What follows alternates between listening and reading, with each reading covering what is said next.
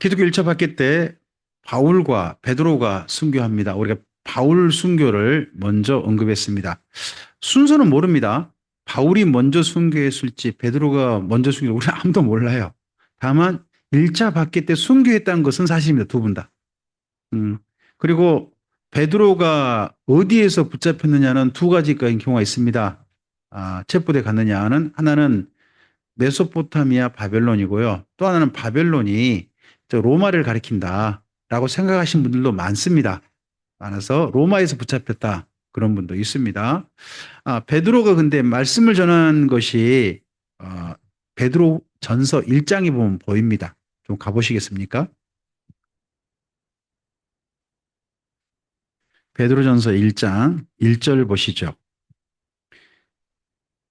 1절과 2절 읽겠습니다. 예수 그리스도의 사도 베드로는 본도, 갈라디아, 갑바도기아, 아시아와 비두니아에 흩어진 나그네 곧 하나님 아버지의 미리 하심을 따라 성령이 거룩하게 하심으로 순종함과 예수 그리스도의 핏부림을 얻기 위하여 택하심을 받은 자들에게 편지하노니 은혜와 평강이 너희에게 더욱 많을지어다 합니다.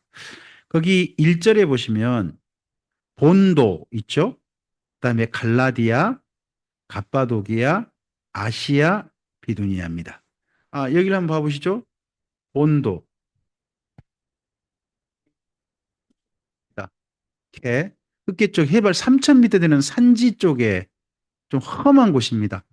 여기 흑계 쪽에서 바람 이쪽이 좀 아주 좋아가지고 이 기온차 때문에 형성되는 게 차 농사가 아주 잘 된다네요. 세계에서 가장 그 품질이 좋은 차가 여기서 재배된다고 합니다. 흑해 연안의 폰투스. 그리고 그 밑에 화산지대가 있습니다. 화산지대에 형성된 큰 지역에서 거기 갑바도기아라 그럽니다. 갑바도기, 괴레메라고 하는 그렇게 불리는 지역이기도 합니다. 이곳에 가면 그 지하 10층까지 그렇게 된 지하 도시도 있습니다. 예, 우치사르라든지 이런 지역들이 있어요. 그리고 그 옆에 큰 남북으로 큰 지역이 있습니다. 그게 갈라디아, 갈라디아. 그리고 그 옆으로 아시아, 그리고 위쪽 흑해 연안 그쪽 지중해하고 연결된 거기를 비두니아 이렇게 부릅니다. 이쪽 지역을 베드로가 여기 언급하고 있습니다. 그럼 이쪽을 왜 언급했겠습니까? 자기가 직접 갔다는 겁니다. 어, 여기서 보면 한 가지 좀 보이는 게 있습니다. 베드로가 헬라 지역은 안 간 겁니다. 헬라 지역은 왜 안 갔겠습니까? 바울이 갔지 않습니까? 바울이 갔으니까 안 가고 대신에 공통된 데 있습니다. 아시아까지는 공통이에요. 갈라디아 아시아는 공통이에요. 거기까지 가고 난 다음에 그다음 베드로가 어디로 갔겠느냐? 헬라로 안 갔다면 비두니아, 폰토, 갑바도기에 또 바울이 안 갔거든요. 갑바도기 앞까지만 갔어요. 더베가 루스드라 더베 그러면 갑바도기 바로 앞까지예요. 거기까지만 비시디아 거기 지역만 간 거죠. 그 넘어서 갑바도기는 안 갔는데 거기를 베드로 갔다 그러면 이렇게 볼 수 있다는 겁니다.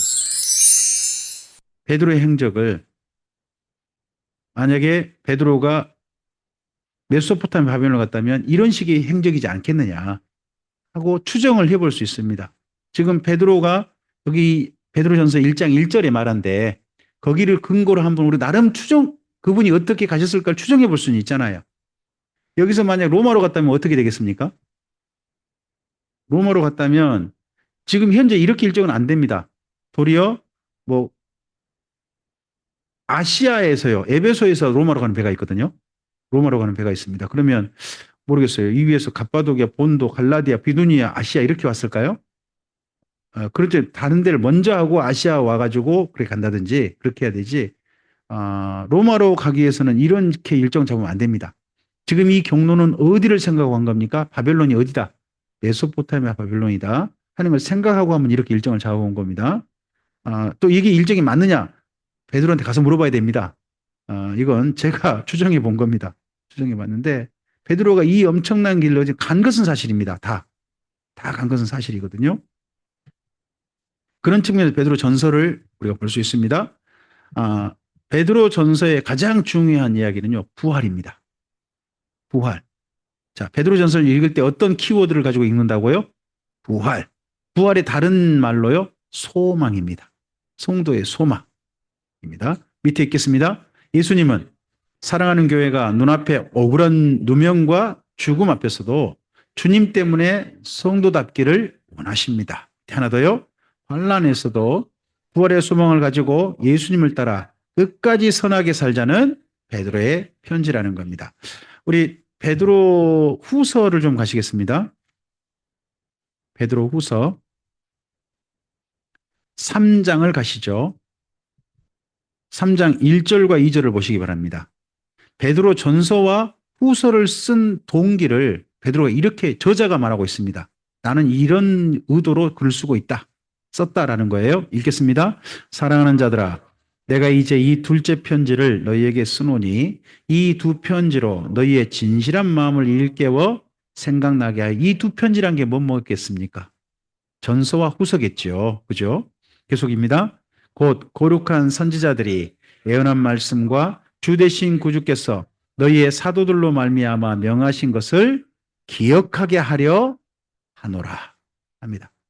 선지자들이 앞서서 베드로 이전에 이미 말씀하신 것도 기억나게 하기 위해서 이 두 편지를 썼다.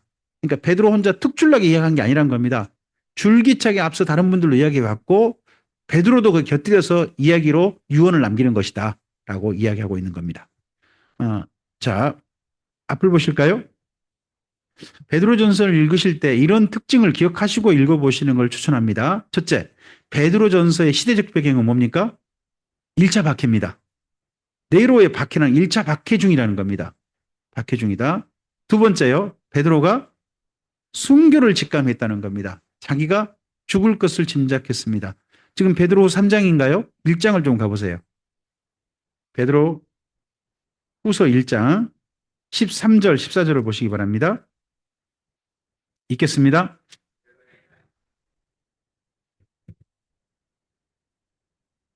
이는 우리 주 예수 그리스도께서 내게 지시하신 것 같이 나도 나의 장막을 벗어날 것이 임박한 줄 알미라. 그러면 죽음이 자기한테 가까워 왔다. 지금 아직 잡혀가지 않았는데 곧 잡혀갈 것 같다 하는 그런 소식이 들려왔거나, 그죠?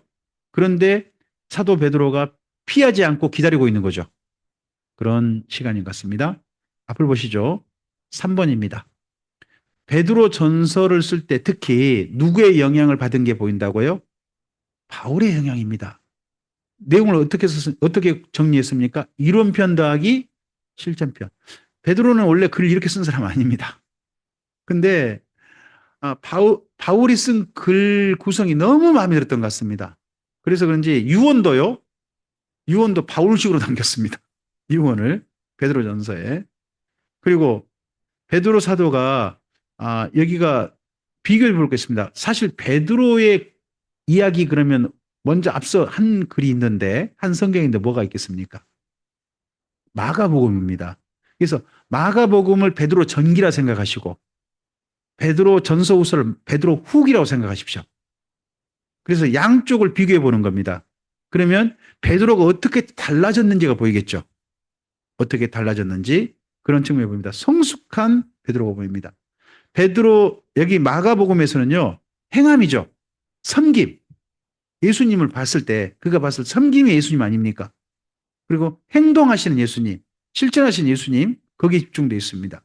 근데 여기 베드로 전서를 보면 율법 이해가 굉장히 넓어진 게 보입니다. 바울이 인용하지 않았던 성경도 인용합니다. 진짜 중요한 성경인데 그게 뭐냐 그러면요, 출애굽기 19장 5절 6절입니다. 신약 성경에서 출애굽기 19장 5절 6절을 이분이 인용했다라는 분이 베드로인 게 보입니다. 베드로 전서 2장을 가볼까요? 우리가 잘 아는 말씀이에요. 잘 아는 말씀. 베드로 전서 2장 9절이 있죠. 2장 9절 읽어볼까요?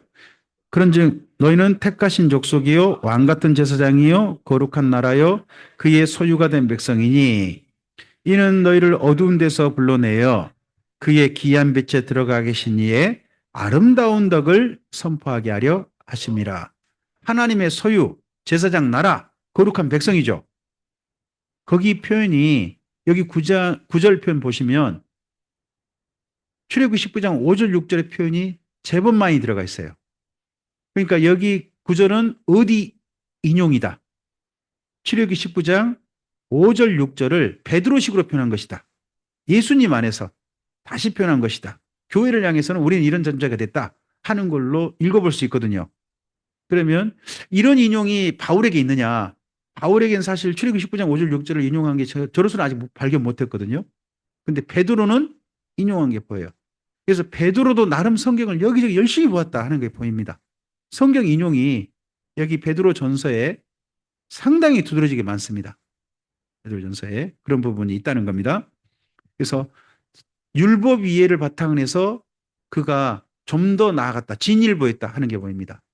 제가 여기 성경을 쓰신 분들 보다가 나이가 들었어도 공부해야 되는구나 하는 것들 참 많이 봤습니다. 나이가 들어서 성경 쓰신 분들이 제법 있어요. 나이가 들어서. 그리고 또 젊어서 성경 쓴 게 남기고 후기에 성경 쓴 게 남긴데 점점 진일보한 게 보여요. 앞서서 제가 말씀드렸는데 바울도요. 예수님 이야기를 로마 연금 이전에 쓴 그의 이야기와 로마 연금 이후에 쓴 예수님 이야기가 살짝 엇그리된 게 보인다는 겁니다. 골로새서가 로마 이후 쓴 예수님 이야기거든요. 그리고 로마 연금 되기 전에 쓴 대표적인 예수님 이야기가 로마서가 아니겠습니까? 근데 로마서 고린도전서 같은 데에 나오는 예수님 이야기와 골로새서에 나온 예수님 이야기가 또 달라져 있는 게 보입니다. 엇그려 있는 거 보여요. 그래서 우리의 신앙은 다른 분들의 도움 또 하나님께서 깨닫게 하신 이런 걸 통해서 점점 성숙할 수 있다. 고착이 아니라 점점 정리되고 좀 더 나아갈 수 있다 하는 것들 우리 믿음의 선배들이 저는 보였다고 봅니다. 또 그런 것이 선배들의 모범이라면 우리도 그래 해야 된다 하는 걸로 또 생각해 볼 수 있다고 봅니다. 자, 베드로전서를요 이렇게 볼 수 있습니다. 이론편이 1장 2장입니다. 1장 2장 그리고 3장부터 5장이 실천편입니다.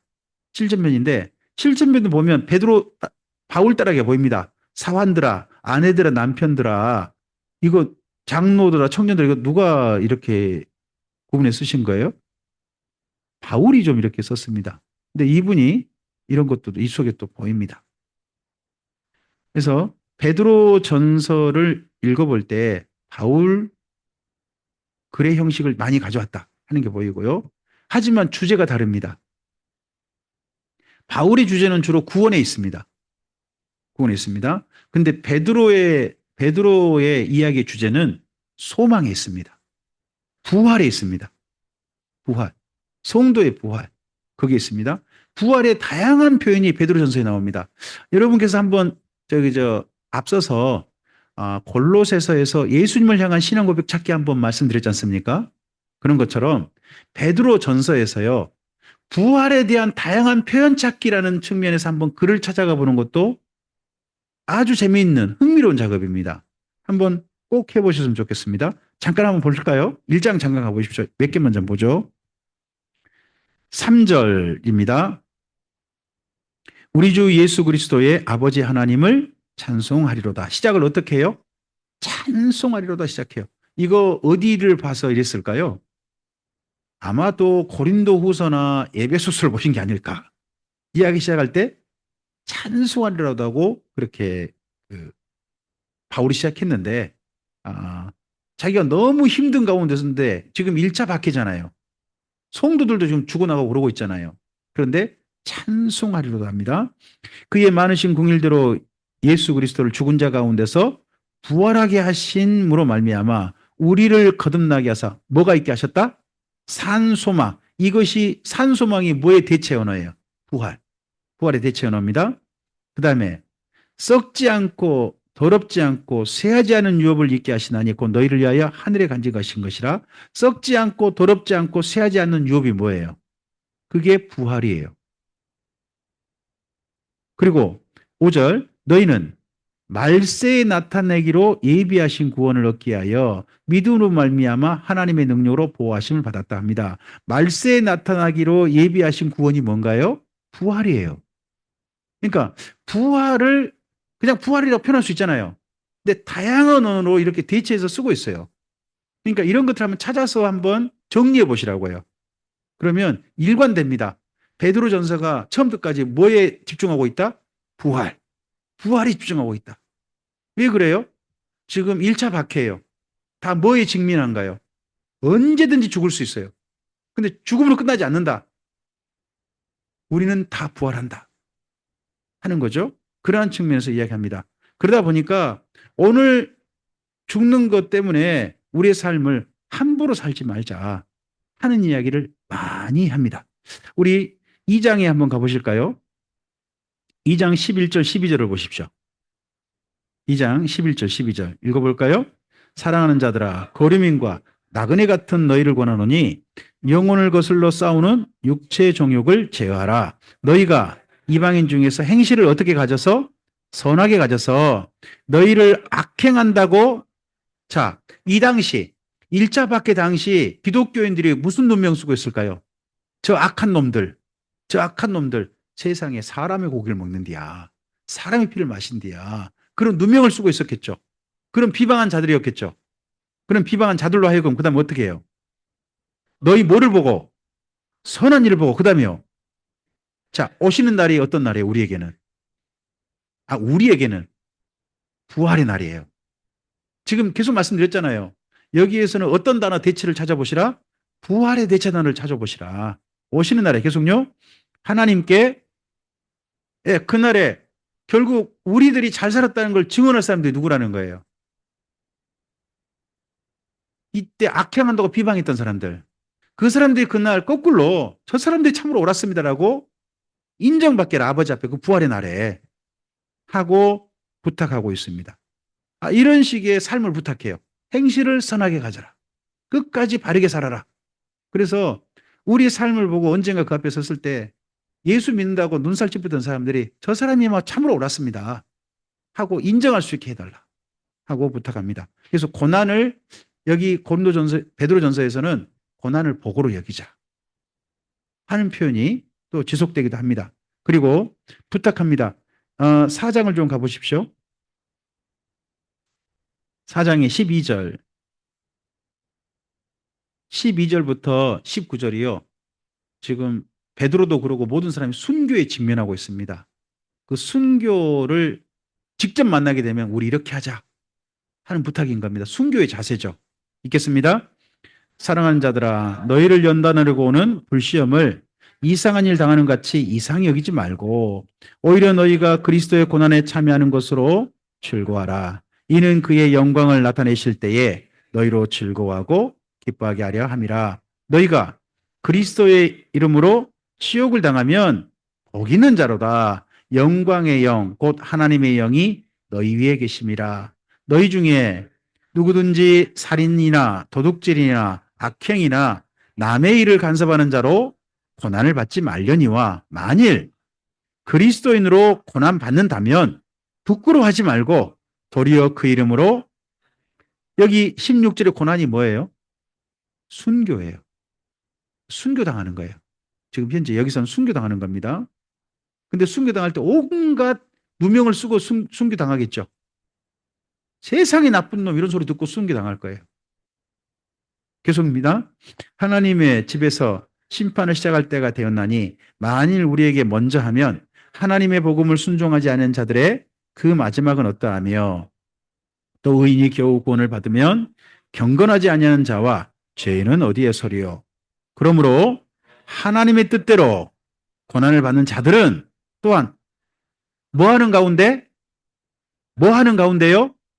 선을 향하는 가운데 그 영혼을 미쁘신 창조주께 부탁할지어다. 우리의 생명을 이 땅에 태어나게 하신 분이 누구? 창조주 하나님. 창조주시라면 그분이 우리의 생명 또한 거두어 가시겠죠. 그다음에 창조하시잖아요. 그러면 부활도 창조시죠. 하나님이 창조하실 거 아닙니까? 창조하신 하나님께 부탁하자 하고 부탁합니다. 이렇게 베드로전서 처음부터까지요. 고난을 직면하고 있습니다. 1차 박해. 그런 가운데 뭘 가지자? 소망. 소망의 다른 이름이 뭐라고요? 부활. 그걸 가지자 하는 걸로 일관되게 이야기하고 있습니다. 이를 베드로 후서입니다. 아마도 베드로 전서를 썼을 때 정도의 베드로는요, 자기가 순교당했을 걸로 생각했던 것 같습니다.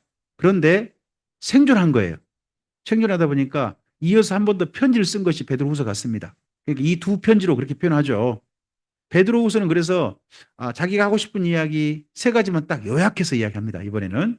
자, 앞을 보시고 밑에 읽으실까요? 첫째, 예수님은 사랑하는 교회가 주님을 바람으로 오해하지 않고 성도답게 살며 죽음까지 이기기를 원하십니다. 하나 더요. 환난 가운데서 부활의 소망을 가지고 예수님을 따라 끝까지 선하게 살자는 베드로의 편지입니다.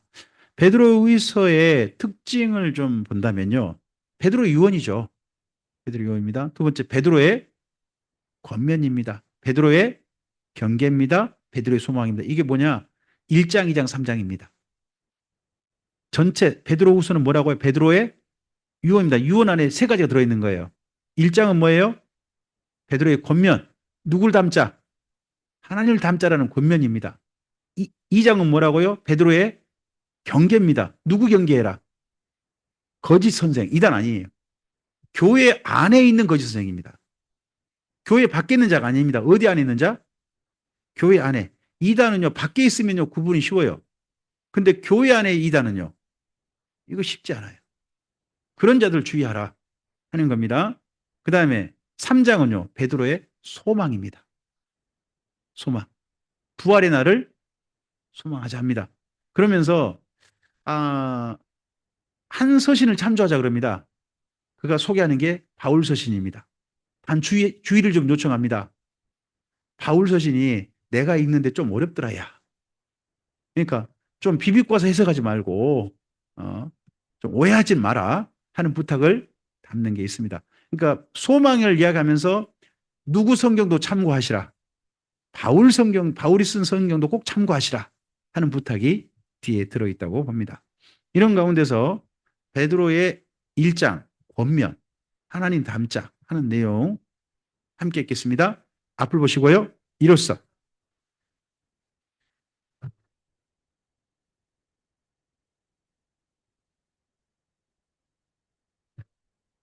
신성한 성품에 참여하는 자가 되게 하려 하셨느니라. 그러므로 너희가 더욱 힘써 믿음의 덕을, 덕의 지식을, 지식의 절제를, 절제의 인내를, 인내의 경건을, 경건의 형제 우애를, 형제 우애에 합니다. 여기 신성한 성품에 참여하는 자 하는 표현은 다른 말로 하면 하나님 닮자입니다. 하나님을 닮자. 어. 제가 좀 독특한 게 좀 있는 게 있습니다. 저는 제 삶에 있어서 여러 가지 본받고 싶은 분이 있고 본받지 않고 싶은 것도 있었습니다. 근데 삶을 살다 보니까 저랑 제일 많이 싸운 분이 제 어머니입니다. 제 아내보다 더 많이 싸운 것 같습니다. 어떻게 좀 그렇게 됐어요. 그러면 제 마음속에 어머님의 싫어하는 부분이 있겠죠. 제게 싫어하는 부분이 있을 거 아니에요. 그것 때문에 싸웠을 거 아니에요. 근데 어느 날 보니까 제가 어머니 싫어하는 걸 제가 하고 있는 거예요. 자꾸 싸우다 보니까 저도 어느새 어머니 같이 돼버렸어요. 이게 참 묘하더라고요.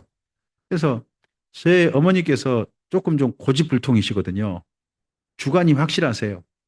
근데 저도 보니까 어느 날 보니까 너무나도 확실한 거예요. 어, 저는 상당히 조금 좀 유연하다고 생각을 했거든요. 근데 보니까 제가 성도들한테 저처럼 어려운 사람이 없다고 하네요. 성도들이 하는 말이. 결국 놓고 보니 그러더라고요. 제가 참 어렵대요. 왜 어렵겠어요? 이야기가 안 통한다는 거죠. 조금 좀 부드럽게 할 만한데 한번 어떤 부분에 있어서는 이게 도저히 이거 꺾이질 않더라는 거죠. 어, 참 그렇다 하는 생각을 합니다. 근데 우리가 하나님과 함께 살지 않습니까? 그러면 하나님과 함께 산다면 하나님 아니 싫은 사람도 닮아가는데 하나님 안 닮아가면 쓰겠습니까? 하나님 닮아가야죠. 가장 기초가 뭐예요? 하나님 닮아간 첫 번째가 믿음입니다. 우리의 하나님 닮아간 시작은 뭐라고요? 신뢰입니다. 하나님께 신뢰함으로 나가는 겁니다. 하나님도 사실 우리를 믿어주셔서 오신 겁니다. 저는 노 목사님께서 그 요한복음 맨 뒤에 그 이야기 하실 때 정말 많이 울었습니다. 베드로에게 너는 나를 사랑하느냐 물으시지 않습니까? 물으시면서 베드로가 제가 주님을 전 주께서 아시지 않습니까? 라고 좀 자신 있게 계속 대답합니다. 근데 예수님께서 그에게 뭐라고 하냐 그러면 내 양을 먹이라. 내 양을 치라. 라고 하십니다. 그때 노 목사님 이렇게 해석을 하시더라고요. 베드로가 예수님을 믿은 게 아니라 예수님께서 베드로를 믿어주시고 있다. 너는 내 양을 칠 수 있어. 내 양을 나를 대신해서 돌봐줄 수 있어. 그래서 너한테 내 양을 돌봐달라고 하는 거야. 그러니까 베드로가 예수님을 믿은 게 아니라 예수님께서 베드로를 믿어주고 계신다는 이야기로 해석을 하시는 거예요. 그 해석이 얼마나 가슴에 그때 속에서 뭉클하게 했는지 몰라요. 아, 저를 그냥 버려두시고 제 인생을 버려두셔도 제가 할 말 없는 사람이 저였는데 저를 방에서 건져내셔서 주님의 새롭게 복음을 전하는 사람으로 불러내셨을 때 제 주변에 보니까 그래 맹주야 나 아직도 너 믿고 있어라는 증거가 너무 많은 거예요. 제 아내가 제 곁을 떠나지 않으셨고요. 우리 교회 제일 큰 형님 고구마 가져오신 그 장로님께서 사실 저하고 집사람 따로 식사자고 2번 불러내셨거든요. 근데 나중에 듣고 보니까 다른 교회 가시려고 불러내셨대요. 도저히 이거 못 볼 거 보니까. 근데 오셔가지고 제 집사람 보고 차마 못 떠나셨대요. 차마 못 떠나시고 하셨는데 지금 현재 저를 가장 아끼고 사랑해 주시고 친동생처럼 여겨주신 분이 우리 장로님이세요. 알고 보니까 제 주변에요.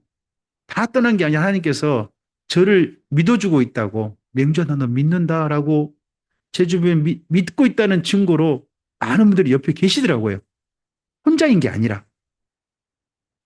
그것 때문에 아 하나님께서 나를 믿어주고 계신다니 하는 게 너무 감격돼서 울고 그런 하나님께 나도 그럼 하나님 이렇게 믿으시는 하나님인데 나도 신실하게 주님을 의지하고 그러고 내 인생 살아야지 하는 그런 마음 먹을 때가 그 사랑을 말씀하실 때였거든요.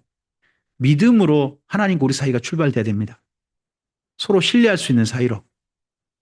출발이 그렇습니다. 그렇게 출발했다면요. 그 다음은 덕스러운 삶이 필요합니다. 덕스러운 삶. 하나님의 사람답게 우리 인생을 살아야죠. 덕스러운 삶으로. 근데 덕스러운 삶으로 끝나면 안 됩니다. 적어도 하나님하고 우리하고 생각이 좀 통해야 될 거 아니겠습니까? 사람들한테 이야기할 때 하나님께서 뭐라고 말씀하신지 말씀을 제대로 전달해야 되지 않겠습니까? 그러려면 알아야죠. 지식이 필요한 겁니다. 그리고 지식만 갖춰서는 안 됩니다. 이걸 적절하게 사용해야 될 거 아니겠습니까?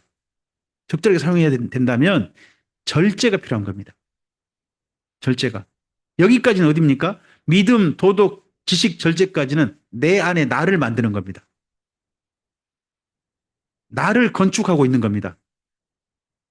그렇게 잘 건축됐다면요. 그때부터는 이런 삶을 한결같이 살아야 됩니다. 그게 뭡니까? 인내입니다. 주님 만날 때까지. 그렇게 나는 그럼 내 자신을 그렇게 한결같이 살면서 하나님에 대해서 이런 삶으로 가야 되죠. 그게 뭐겠습니까? 경건. 경건입니다. 그리고 교회 성도들과는 어떻게 됩니까? 우애. 그리고 이 세상에 있는 하나님 지으신 모든 피조물, 사람들을 향해서는요. 사랑으로 대하는 겁니다. 먼저 나를 잘 만드는 겁니다. 나를 잘 만들어서 잘 건축해서 하나님과 그리고 이웃들과 사랑하는 사람들과 그리고 이웃들과 이렇게 우리 자신을 점점점 사랑으로 넓혀간다면 하나님에 대한 사랑이 경건이겠죠. 그리고 교회 성도들 간의 사랑이 우애겠죠. 그리고 세상의 모든 것들을 향해서는 이름은 사랑의 이름이 될 겁니다. 이러한 삶으로 우리 삶이 간다면 하나님을 닮아가는 삶이 될 겁니다. 이런 삶이 우리에게 필요하다고 베드로후서에서 이야기합니다. 한번 가보시겠습니까? 방금 우리가 읽었던 말씀 D편에 이런 말씀이 있습니다. D편에 8절 있죠. 1장 8절. 읽어볼까요? 이런 것이 너희에게 있어 흡족한즉 너희로 우리 주 예수 그리스도를 알기에 게으르지 않고 열매 없는 자가 되지 않게 하려니와. 거기 8절에 이런 것이 뭐예요? 거기 5절부터 7절. 5절부터 7절. 여기 베드로도 그러고 보니까 경건이라는 단어를 사용했네요. 베드로도 경건이라는 단어를 사용했네요. 그 다음에 또 9절 보시기 바랍니다. 이런 것이 없는 자는 맹인이라. 이런 것이 뭐예요? 5절부터 거기 7절. 이런 것이 없는 맹인이라. 계속요. 멀리 보지 못하고 그의 옛죄가 깨끗하게 된 것을 잊었느니라. 계속요. 그러므로 형제들아 더욱 힘써 너희 부르심과 택하심을 굳게 하라. 너희가 이것을 행한즉. 이것이 뭐예요? 5절부터 7절. 이것을 행한즉 언제든지 실족하지 않을 것이다. 이 땅에서 우리 삶이 넘어지지 않을 것이다. 계속요. 이같이 하면이 또 뭐예요? 5절부터 7절. 이렇게 하면 우리 주 곧 구주 예수 그리스도의 영원한 나라에 들어감을 넉넉히 너희에게 주시리라. 네. 이러한 것들을 너희가 알고 이 자리에 섰다라고 12절까지도 이어집니다. 계속 보시면 여기 1장에서는 그러면 가장 중요한 게 뭐예요? 5절부터 7절. 이 삶에 대해서 강조가 있는 게 이렇게 보입니다. 하나님을 따라 살자는 거죠. 2장의 내용은요. 2장의 내용은 유다서와 닮아 있습니다. 유다서와 닮아 있습니다. 비슷해요. 표현이 너무나도 유사한 게 많습니다. 그래서 베드로후서 2장과 유다서를 함께 비교해서 읽어보실 것을 권해드립니다. 또 여러분 성경 보시면요. 거기 한 절 한 절 밑에 그 참고 구절로 비교 구절로 쏘는 데 있지 않습니까? 거기 보면 유다서가 굉장히 많은 게 보일 거예요. 여러분 성경에도 유다서가 굉장히 많은 게 보일 겁니다. 꼭 비교해서 읽어보시기 바랍니다. 3장은 어떻게 보면 베드로 전서 내용을 요약판으로 생각하시면 되겠습니다. 베드로 전서 요약판. 그게 3장이라고 생각하시면 될 것 같습니다. 자, 이렇게 해서 베드로 사도의 두 유언 내용이 우리가 좀 봤고요. 베드로 사도와 끝까지 함께 했던 사람은 좀 보겠습니다. 베드로 전서 5장 D를 가보시기 바랍니다. 이런 베드로와 함께하고 있는 사람, 죽음을 앞두고 있잖아요. 순교의 자리에 함께 갈지도 모르는데 함께하고 있는 사람, 12절 읽겠습니다.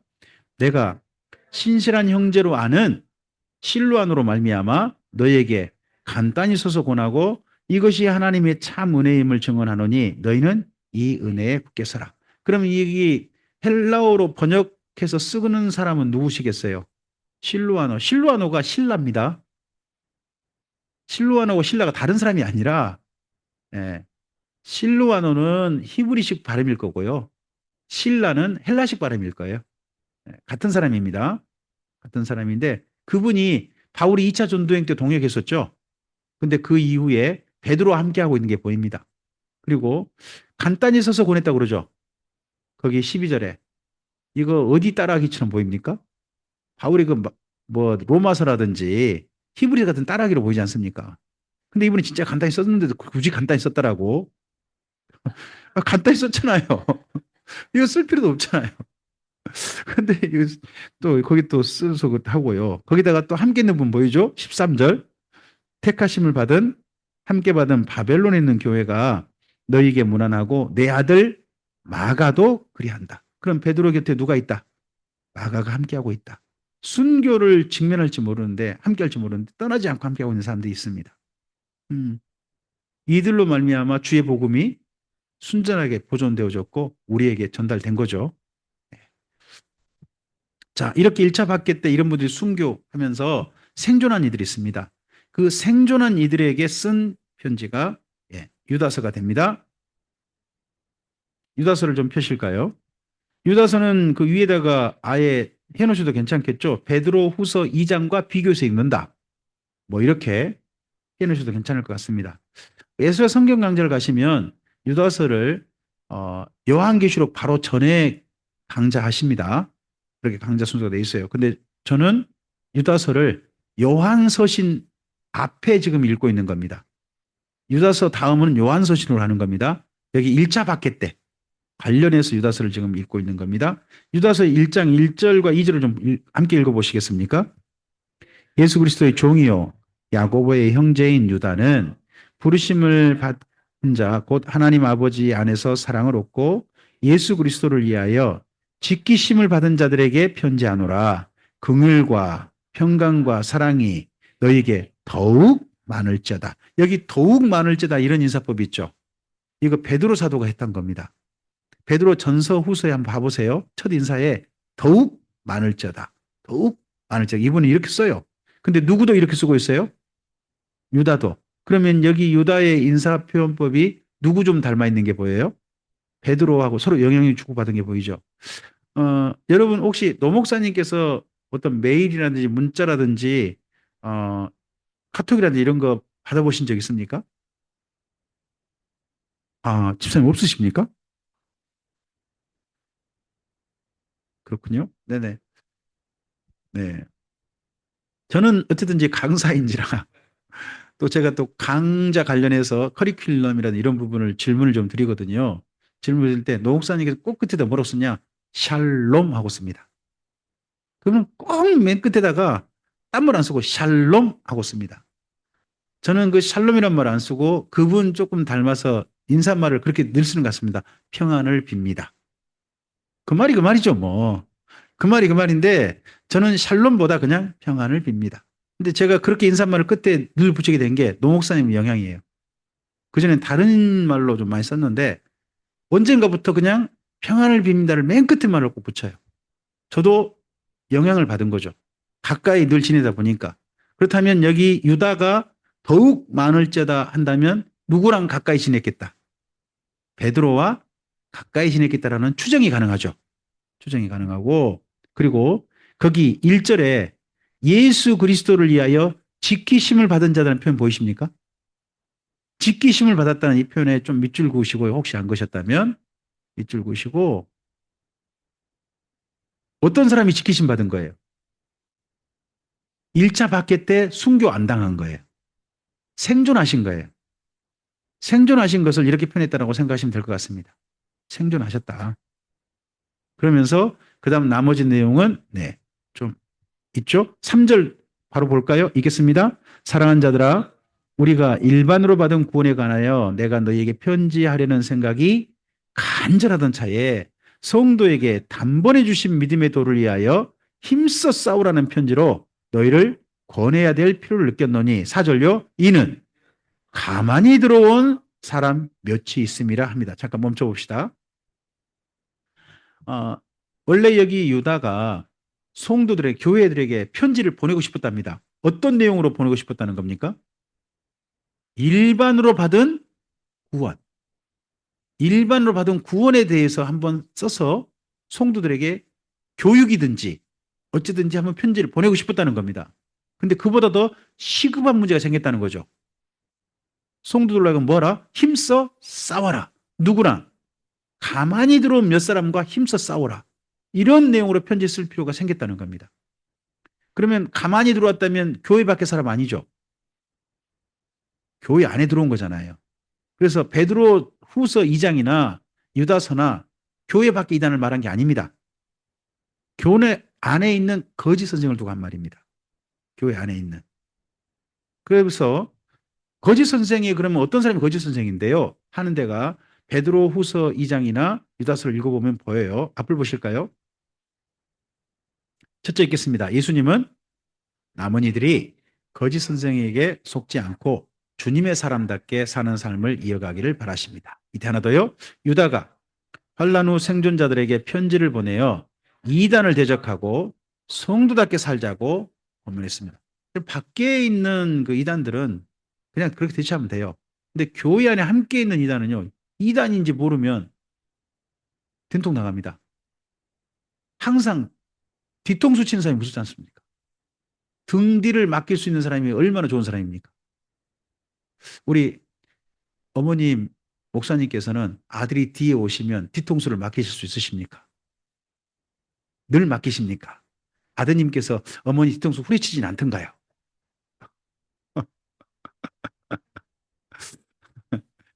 뒤통수 치는 사람이 있다는 겁니다. 교회 안에서. 등을 못 맡겨. 그런 사람들이 여기 이 사람들인 겁니다. 볼까요? 어떤 사람 특징이 있는지. 유다서는요, 앞서 말씀드렸습니다. 어디하고 비교해서 읽어보시라. 베드로 후사입니다. 후서고요. 그리고 유다란 분에 대해서는 왈가왈부가 있습니다. 이분이 예수님 동생이냐? 예수님의 그 사도 유다냐? 천국 가서 알아봅시다. 네. 그 다음에 점점 요한계시록 뒤로 오면 올수록 가까이 오면 올수록 뭐가 많아집니까? 이단 경계가 많아지고 있습니다. 이단 경계가 신약 성경에서 점점 보면 그 다음에 네 번째 이단을 이기는 확실한 방법이 뭡니까? 바른 생활입니다. 성도의 바른 생활. 그래서 뒷부분에 22절, 23절 보시면 성도의 바른 생활을 강조합니다. 읽어볼까요? 22절부터 네 어떤 긍일이 여기리라. 죄송합니다. 우리 20절부터 좀 읽읍시다. 이거 잘못 제가 해놨는데요. 네, 20절부터 읽습니다. 사랑하는 자들아, 너희의 지극히 거룩한 믿음 위에 자신을 세우며 성령으로 기도하며 하나님의 사랑 안에서 자신을 지키며 영생에 이르도록 우리 주 예수 그리스도의 긍휼을 기다리라. 어떤 의심한 자들을 긍휼히 여기리라. 또 어떤 자를 불에서 끌어내어 구원하라. 또 어떤 자를 그 육체로 더럽힌 옷까지도 미워하되 두려움으로 긍휼히 여기라. 네, 이러한 내용이 일반으로 받은 구원받은 성도의 올바른 생활이다. 성도는 이렇게 살아야 된다 하는 것들로 이야기한 부분입니다. 그래서 22절이 아니라 20절부터 23절이라고 하셔야 되겠죠. 네, 저도 좀 바꾸겠습니다. 이거 목사님 바꾸셔야 되는데. 네.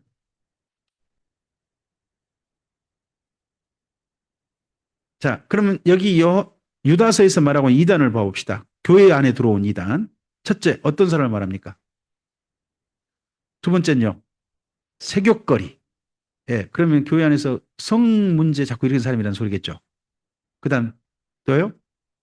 예수님을 부인한 자. 이건 교리입니다. 그렇죠. 예수님을 부인한 자. 그 다음 옆에요?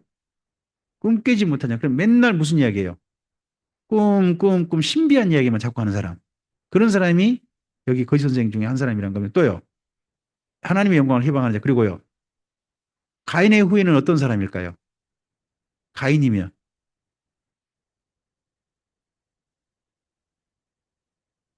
송도 죽이는 사람이겠죠. 자기 동생 죽였잖아요. 교회 안에 들어가지고 결국 무슨 짓거리 하고 있는 사람? 성도를 실족해 교회 떠나게 만들고 죽음에 내몰고 그런 사람이 가인의 후예겠죠. 그리고요. 이 사람은 어떤 사람이에요? 돈이 더 중요한 거죠. 돈 밝힌 사람이죠, 이 사람. 그 다음에 고라는요.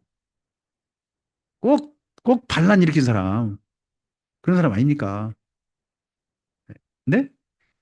네. 네. 그 다음에요. 이건 여러분 잘 아시죠? 암초가 큰 돌이 아닙니다. 밥 먹을 때 씹히는 돌. 아, 기분 되게 나쁜 사람이 있어요.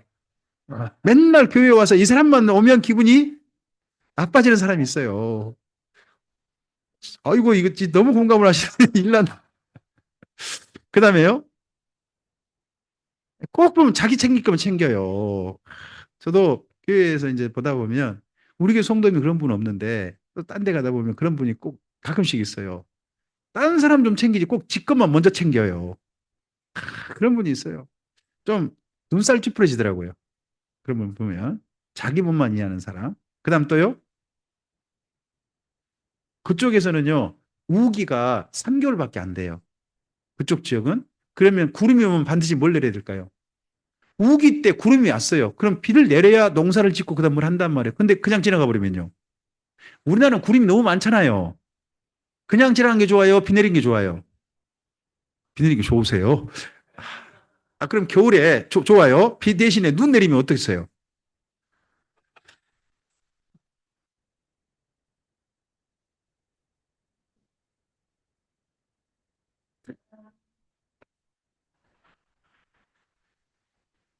여기 앞에가요. 우리 예배당 옆에가 눈만 내리면 안 녹아요.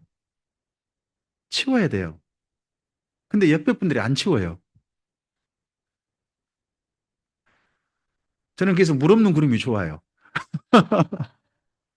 저는 그래요. 근데 여기 물 없는 구름이 그렇게 진짜 어떻게 겉모장은 허장성세인데 진짜 교회에 실속 없는 사람, 뭐 말로 사기치는 사람 같은 사람일까요? 그런 사람이겠죠. 그다음에 또요. 가을 나무가 이스라엘 땅의 가을 나무 그럼 대표적인 게 뭐가 떠오르세요? 감람나무, 올리브하고 또 하나 포도. 이게 가을 열매예요. 이게 가을에 열매가 없으면 어떻게 돼요? 아니 없으면 어떻게 되냐고요. 아주 멋지네요. 이스라엘 땅에는요 식량이 4대 식량이 있어요. 봄에 밀, 보리가 2대 식량이고요. 가을에 포도하고 올리브가 또 2개 식량을 더해요. 이게 있어서 균형을 맞춰줘요. 근데 가을 열매가 없으면 그다음 지내기가 너무 힘들어요. 그래서 가을 열매는 반드시 있어야 되는데 가을에 열매가 없는 나무가 있단 말이죠. 그러면 큰 타격이죠. 예. 그런 사람이 여기 이단이라는 겁니다. 거기가 또 하나 흑암 속에 유리하는 별이래요. 이건요 궤도를 이탈한 별이라고 생각하시면 돼요. 지금 현재 모든 별들은 궤도를 따라 대부분 다 돌고 있잖아요. 근데 어떤 별이 궤도를 이탈해서 그러면요 끝없이 우주 속으로 들어가는 거죠.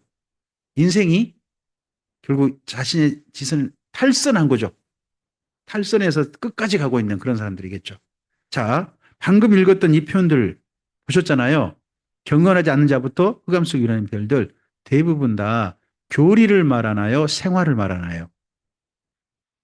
그러면 교회 안에 들어온 거짓 선생은 누구, 어떤 사람이에요? 생활이 엉망인 사람이에요. 성도들한테 생활로 악영향을 주는 사람을 보고 뭐라고 한 거예요? 그들 보고 가만히 들어온 이단이라고 하는 거예요. 그러니까 이단이 저는 지금 저는 저 신천지 대체 모임 하다 또 쭉 했었으니까요. 이단은 보통 교리를 가지고 이단이라고 해요. 근데 성경에서 베드로후서라든지 여기 유다서에서는요. 생활이 엉망인 사람, 교회 지도자인데 성도는 영향력을 이끄는 사람인데 생활이 엉망이어서 성도들을 악한 대로 이끌어가는 사람, 자기만 지옥까지 다른 사람도 지옥 끌고 가는 사람, 그런 사람들을 두고 여기 가만히 들어온 이단 경계라고 한 거예요. 본래 내용을 살펴보다 보면요. 야, 우리 신천지 경계라는 것보다 그렇게 읽잖아요. 아니에요. 내용이. 이런 부분 좀 잘 봐야 됩니다. 그럼 우리 정반대로 생각합시다. 우리는 어떤 영향력을 미쳐야 됩니까? 성도들에게.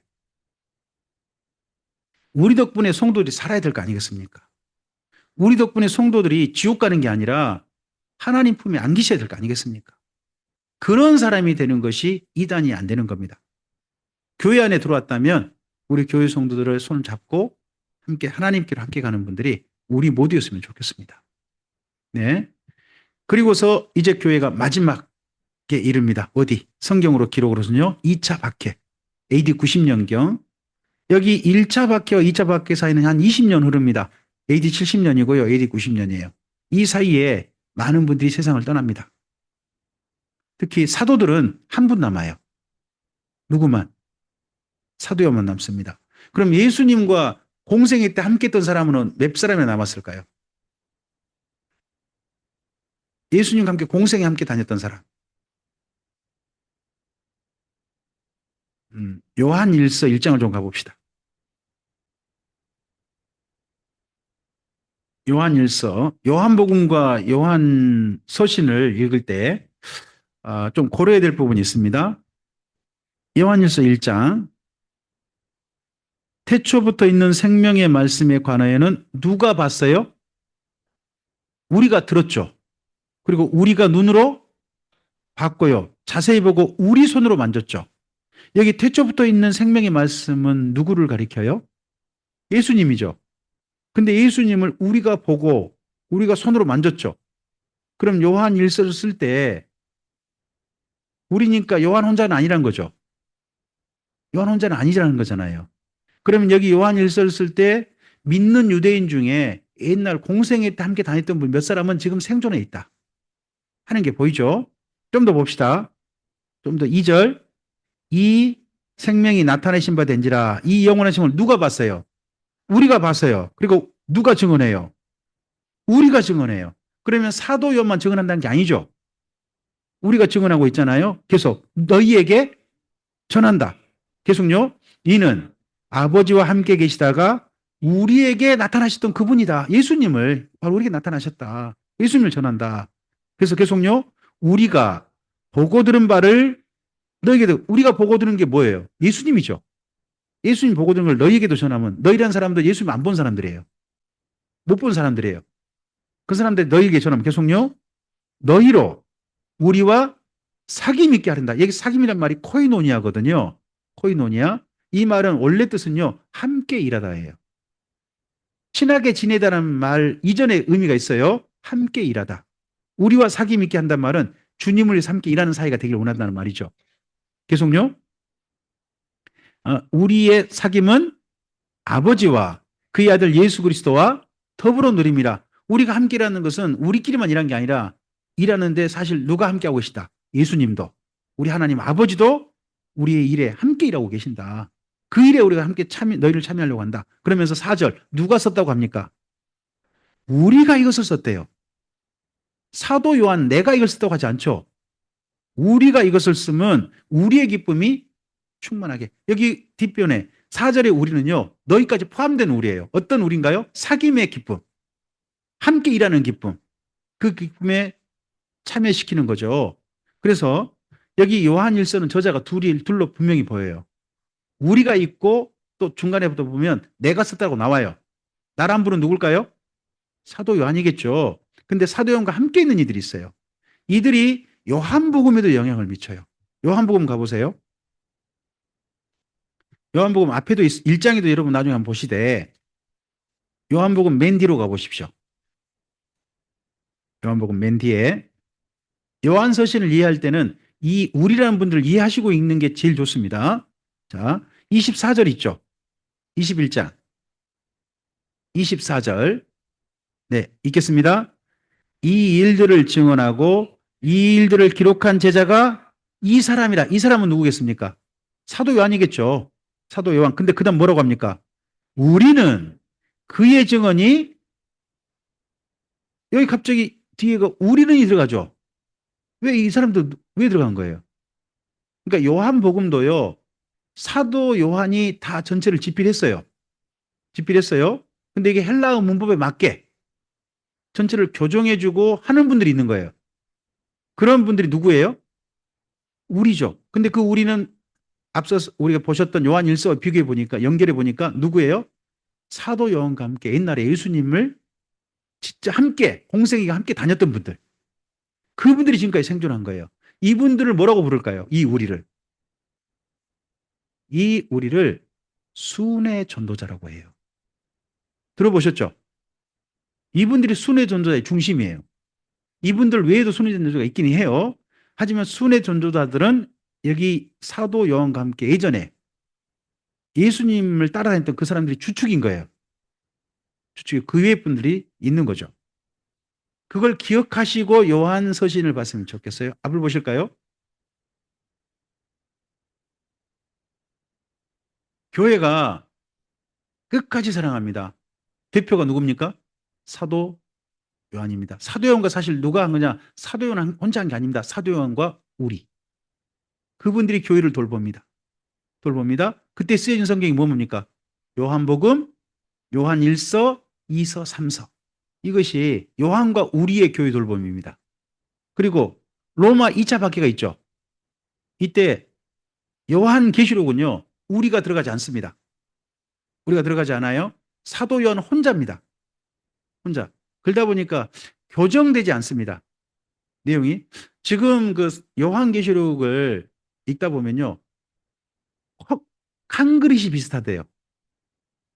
콩글이시라 그러죠.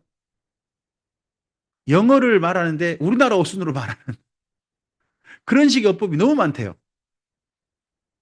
그런 식의 어법. 그러다 보니까 어떤 분은 그렇게 말하기도 해요. 요한계시록은 요한사도가 안 썼다.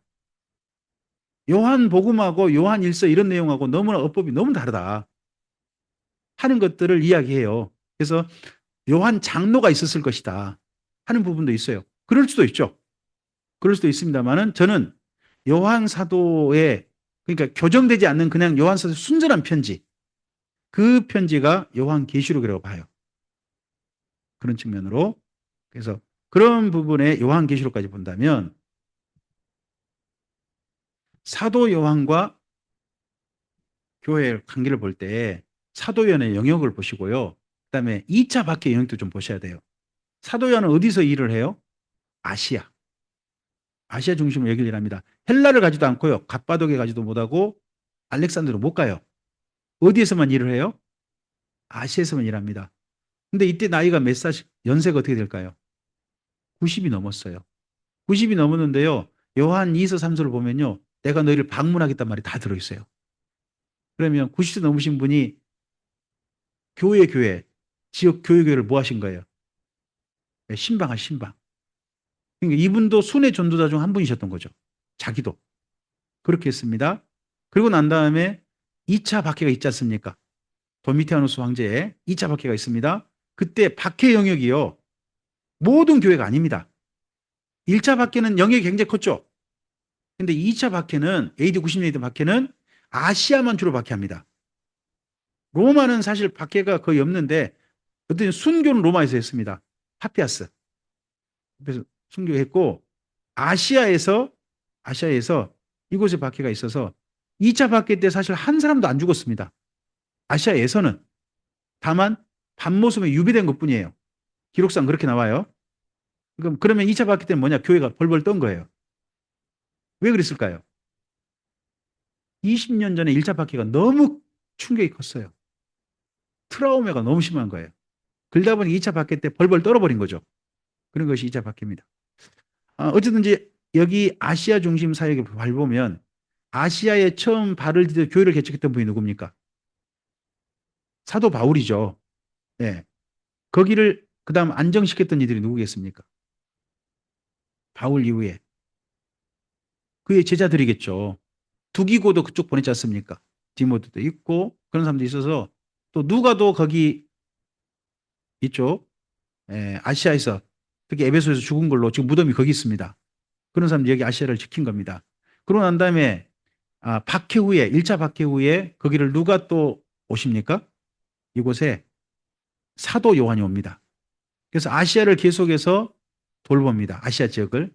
그러다 보니까 AD 300년 정도, 300년 정도에 콘스탄티노스라는 사람이 로마 황제에게 반란을 일으킵니다. 그가 반란을 일으킨 지역이 어디냐? 아시아입니다. 아시아에서 반란을 일으킵니다. 근데 아시아의 주 세력들이 누구예요? 기독교밖에 10번이나 가요. 그때까지 이곳 아시아 쪽엔요, 교회 세력이 더 많아졌습니다. 박해가 더 커졌는데, 점점 가는데, 교회가 사라지는 게 아니라 300년 사이에 기독교 세력이 엄청나게 커진 거예요. 그래서 콘스탄티누스가 반란 일으킬 때 기독교 세력과 함께 반란 일으킵니다. 그리고 반란을 성공하죠. 그래서 콘스탄티누스가 황제가 됩니다. 그래서 가장 먼저 기독교와 약속한 걸 행합니다. 그게 뭡니까? 313년에 기독교 공인입니다. 공인이라는 말은요, 기독교만 믿으란 말이 아니에요. 기독교도 로마에서 믿을 만한 종교로 인정한다는 겁니다. 인정한다? 그래서 이게 교회의 큰 일이죠. 그렇게 될 때까지 중심 세력이 어디였다고요? 아시아. 아시아 이쪽이었다는 겁니다. 그러면 바울의 사역, 바울의 제자들의 사역, 거기다가 사도 요한의 사역, 또 사도 요한의 제자들의 사역, 이런 것이 아시아를 기독교의 아름다운 땅으로 이어지겠다. 심지어 뭐 가운데도 박해 가운데서도 200년이 넘는 300년 가게 된 박해 가운데서도 여기 아시아를 그런 지역으로 만들었다 하는 건 우리에게 정말 시사하는 바가 큽니다. 그런 가운데서 여기 지금 회의 보이십니까? 313년 후에 기독교 회의가 열립니다. 공회라고 그러죠. 전부 다 어디 지역이 열린 거냐? 아시아 중심 지역입니다. 다. 이쪽에서 회의가 열려서 이쪽에서 교회의 모든 이단이라든지 또 나아갈 바를 정리한 게 있습니다.